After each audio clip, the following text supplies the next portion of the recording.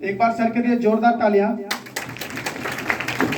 आज सर के ही वजह से इस तरह का ओरिएंटेशन प्रोग्राम हम लोग भागलपुर जिले में कर पाने में सक्षम हुए हैं। मंच पर उपस्थित additional director Bharat ji Ram sir एवं regional manager Ganesh Guge sir एवं सम्मानित गुड मॉर्निंग सर सभी अतिथिगण एवं यहाँ पर आए हुए सेंटर ऑनर एवं सभी एलएफ जिनका बहुत बहुत धन्यवाद करता हूँ कि आज कड़ाके के ठंड में भी वो आज यहाँ पर मौजूद हैं ट्रेनिंग के लिए। फोटो लीजिए ना, वीडियो ले रहे हैं। मैं सीएससी वसुधा सेंटर को रिप्रेजेंट करता हूँ। लगातार 6 वर्षों तक हम लोगों ने अपने संस्थान को आगे बढ़ाने में बहुत मेहनत किया है, लेकिन जब से भरत सर भागलपुर के धरती पर आए हैं तो पता नहीं हम लोगों के अंदर एक अलग सी ऊर्जा का संचार होना शुरू हो गया और हम लोग दिन दुनी रात चौगुनी मेहनत करके अपने संस्थान को आगे बढ़ाने में बहुत मेहनत कर रहे हैं। हमारे संस्थान के भी एलएफ यहाँ पर मौजूद हैं जिनके वजह से हमारे संस्थान को आगे बढ़ाने में कामयाबी मिली है। सर जब आए तो उन्होंने एक छोटा सा टारगेट दिया हमें मिशन 100 का, तो हमें लगा कि इस मिशन 100 को हम लोग पूरा कर सकते हैं, लेकिन ये कैसे संभव होगा ये मुझे नहीं मालूम था। लेकिन इस मिशन 100 को हमने पूरा करने के लिए अपने अंदर जो छिपी हुई प्रतिभा थी उनको जगाने का काम किया। सर ने एक वाक्य दिया हमें कि वाईपी नहीं किया तो लागे नहीं जिया। इस सेंटेंस को अपने जहन में उतार के अपने एलएफ के साथ मिलके अपने संस्थान के कुछ बच्चों के साथ मिलके हर घर तक डोर टू डोर हमने एक प्रोग्राम स्टार्ट किया कि वाईपी नहीं किया तो लागे नहीं जिया। ये शब्द जो है काफी अच्छा लगा सुनने में सभी को, और रात के 10 बजे रात तक लोगों के घरों पर जाकर रजिस्ट्रेशन करना और बच्चों को डीआरसीसी लेके जाना बहुत बड़ी जिम्मेदारी थी और ये करने में हम कामयाब भी हुए। मैं थोड़ा सा अपने लाइफ के बारे में भी बताना चाहता हूँ। आज से तकरीबन 11 साल पहले हमारे साथ एक बहुत बड़ा हादसा हुआ। एक ट्रेन एक्सीडेंट हुई, शायद आप लोग सुने होंगे, बनांचल ट्रेन एक्सीडेंट। आज से 11 साल पहले सैथिया में हुआ था। भागलपुर से हमने सफर की शुरुआत की और मुझे रांची जाना था, और इसी रांची जाने के क्रम में सैथिया स्टेशन में जब हमारी ट्रेन बनांचल रुकी, उसी सेम ट्रैक पे दूसरी ट्रेन उत्तरबंग एक्सप्रेस पीछे से आई और एक जोरदार धमाका हुआ, और इस धमाके में लगभग 3 बोगी जो है वो चूर चूर हो गई थी, और उसी ट्रेन के बोगी में हम भी थे। और जिस स्थिति में थे वो शायद बताना मेरे लिए बहुत मुश्किल है। आप हमको देख के भी आप समझ सकते हैं कि वह शायद कितनी पीड़ा हुई होगी। ये वाला जो पार्ट आप देख रहे हैं इसके अंदर लगभग जो है इस तरह से रॉड अंदर घुसा हुआ था, और ये जो शायद आपने गजनी में देखा होगा जो उसके सिर में जितनी चोटें लगी हैं शायद उनसे भी वो खतरनाक था। और 6 घंटे का रेस्क्यू के बाद हमें निकाला गया उस एक्सीडेंट से, और हमें लगता है कि कम से कम सैकड़ों की तादाद में लोग होंगे जब हमें हॉस्पिटल ले जाया जा रहा था। और इस स्थिति में भी हम भयभीत नहीं हुए थे, और हम अपने भाई को भी कॉल किए उसी स्थिति में।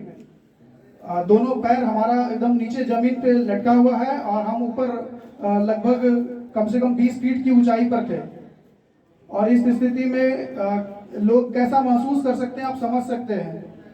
एक मीडिया बंधु थे जो आए, वो पूछ रहे थे कि आप कैसा महसूस कर रहे हैं। तो हम जिस स्थिति में थे और मीडिया बंधु का सवाल था कि आप कैसा महसूस कर रहे हैं, हमने उनसे कहा कि आप केवल मेरा नाम और मेरा पता ले लीजिए तो शायद मेरे घर वाले हमें खोज लेंगे। और मुझे हॉस्पिटल ले जाया गया, और हॉस्पिटल में पहली बार हमसे मिलने के लिए ममता बनर्जी आई।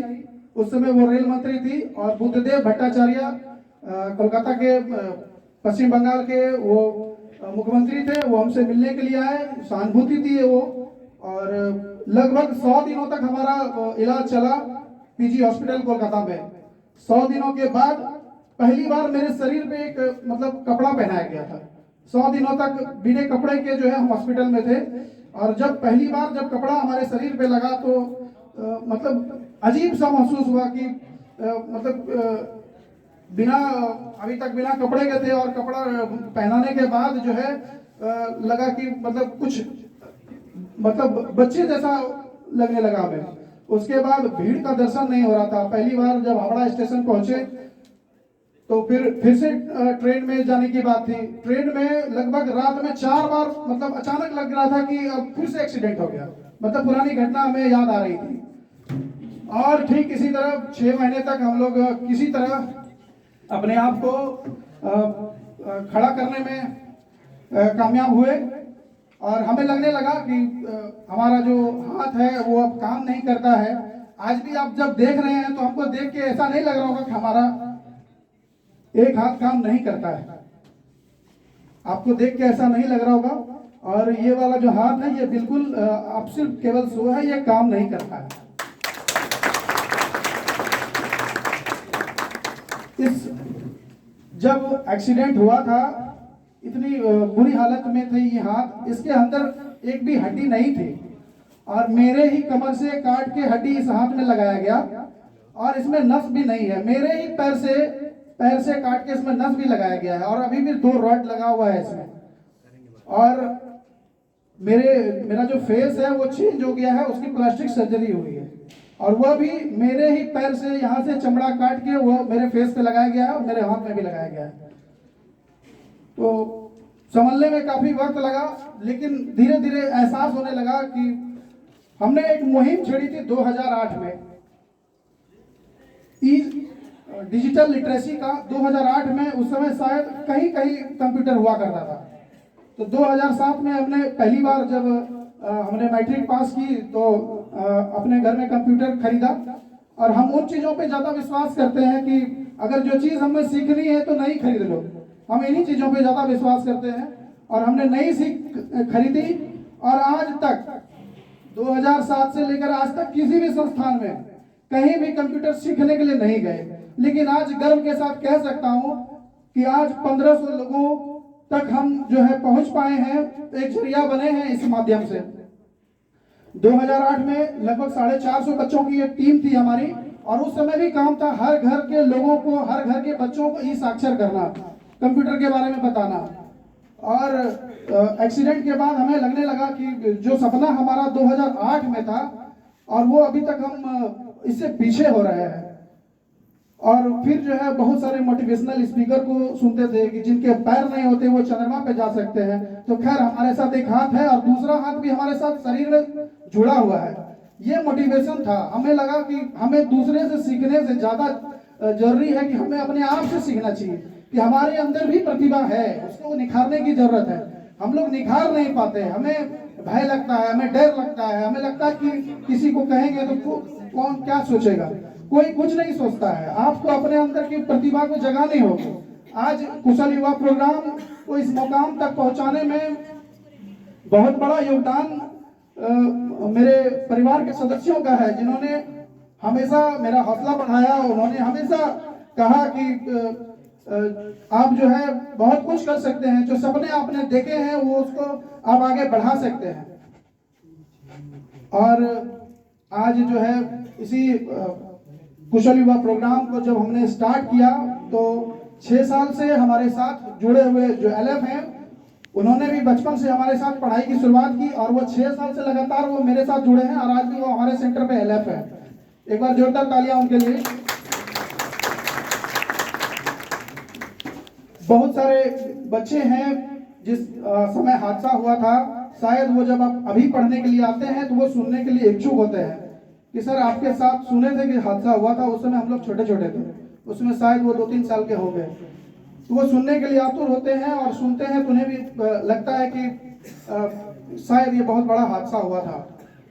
तो ये हादसा मेरे जीवन की एक कड़ी के रूप में है और इससे हमें बहुत ज़्यादा प्रेरणा मिली और इसी प्रेरणा को लेकर आज हम लोग कहीं भी जाते हैं तो लोग हमारे बारे में सुनते हैं और उनको लगता है कि सहानुभूति उनके द्वारा हमें मिलती है और हम लोग दिन रात कुछ न कुछ बिहार सरकार की योजनाएं या केंद्र की योजनाएं हम लोग कुशल युवा प्रोग्राम को ही केवल प्रमोट नहीं करते। कुशल युवा प्रोग्राम के अलावा भी बहुत सारी ऐसी योजनाएं हैं जो कि हम लोग बच्चों तक लेके जाते हैं। जिस योजना से लाभ उनके परिवार को मिले ये हम लोग बच्चों तक लेके जाते हैं। ये हमारी सबसे बड़ी उपलब्धि है कि कुशल युवा प्रोग्राम को ब्रांड बनाने में हम लोग और भी योजनाएं हैं जो इनके साथ इंक्लूड करके आगे चला सकते हैं।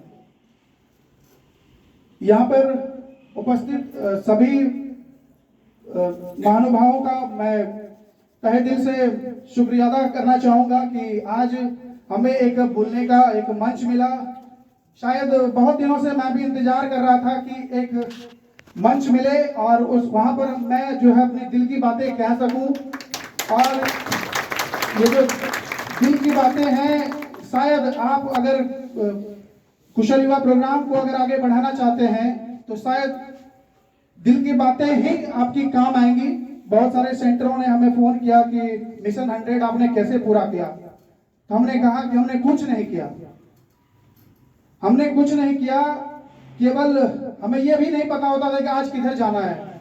जब हम लोग निकलते थे तो हम लोग हमारे जो साथी रहते थे वो कहते थे सर आज किधर जाना है। बोले निकलो और लेफ्ट या राइट कहीं एक का चयन कर लेना है और हम लोग उसी दिशा में आगे बढ़ेंगे। हमें पहले से मालूम नहीं होता था कि बच्चे कहाँ होंगे। हम बोले बच्चे हर घर में हैं। और सबसे बड़ी बात मैं आपको ये बताना चाहूंगा कि इधर एक सप्ताह के अंदर कुछ नया चेंज और भी आया है। हमने लगभग हर संडे को अब एक छोटा सा प्रोग्राम रखा है। अपने संस्थान में पढ़ने वाले जितने भी बच्चे हैं वो हमसे इतना इंस्पायर हुए, उन्होंने कहा कि सर आप जो है एक ऑर्डर कीजिए, मतलब आप कुछ हमें कहिए और हम उसको पूरा करते हैं। उनको हमने एक छोटा सा टास्क दिया कि आप एक घरों के एक बच्चों को आप लेके आइए। अगर आप कुशल युवा प्रोग्राम से कुछ सीखे हैं, कुशल युवा प्रोग्राम ने आपके जीवन में कुछ बदलाव किया है, तो आप एक घरों के एक बच्चों को लेके आइए। ये बहुत बड़ी उपलब्धि होगी कुशल युवा प्रोग्राम की। और उन बच्चों के लिए भी जोरदार तालियां मैं बजवाना चाहूंगा क्योंकि वो बच्चे भी एक बच्चे को लेकर आए और ये लगातार ये कारवां चल रहा है। लगातार हर दिन कोई ना कोई बच्चा एक बच्चे को लेकर आ रहा है। कहने का मतलब है अगर हमारे यहाँ अगर 100 बच्चे हैं तो वो 100 घरों में रोजाना जा रहे हैं। तो इस तरह से माउथ टू माउथ जो है वो डेली प्रचार हो रहा है। इसलिए हमें आज के समय में किसी बैनर किसी पोस्टर की जरूरत नहीं है। बहुत सारे लोग जब विजिट में जाते हैं तो वो कहते हैं कि सर आपके यहाँ बैनर की कमी है। हम बोले सर हम लोग बैनर में नहीं दिखते, हम लोग दिलों में दिखते हैं।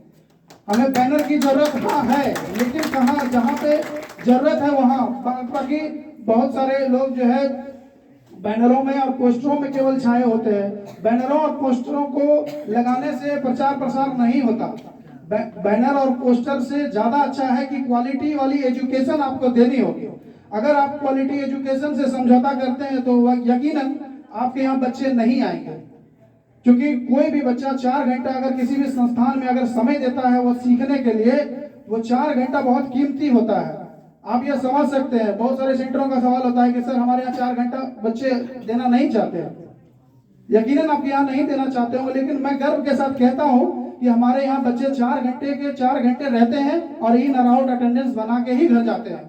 तो उनको हम लोग बताने का प्रयास करते हैं कि यह जो 4 घंटा आप दे रहे हैं ये दोबारा भविष्य में आपका नहीं आएगा।